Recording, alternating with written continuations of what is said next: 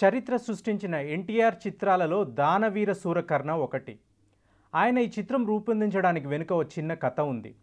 తమిళంలో బిఆర్ పంతులు గారు భారీ ఎత్తున కర్ణ చిత్రాన్ని నిర్మించారు. అందులో శివాజీ గణేశన్ కర్ణుడుగా, ఎన్టీఆర్ శ్రీకృష్ణుడుగా నటించారు. అప్పట్లోనే ఎన్టీఆర్కు కర్ణుడి జీవితాన్ని సమగ్రంగా పరిశీలించి సినిమాగా తీయాలనే ఆలోచన వచ్చింది.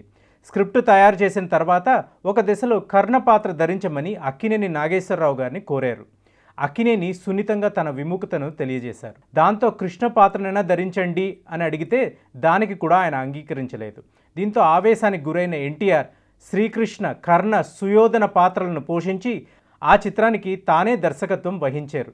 విశేషం ఏంటంటే 10 పాటలు 35 పద్యాలు గల ఆ 25 రీళ్ల చిత్రాన్ని 43 రోజుల్లో పూర్తి చేశారు ఎన్టీఆర్. తుది మెరుగులు దిద్ది విడుదల చేశాక ఆ చిత్రం 4 గంటల 7 నిమిషాల నిడివి వచ్చింది.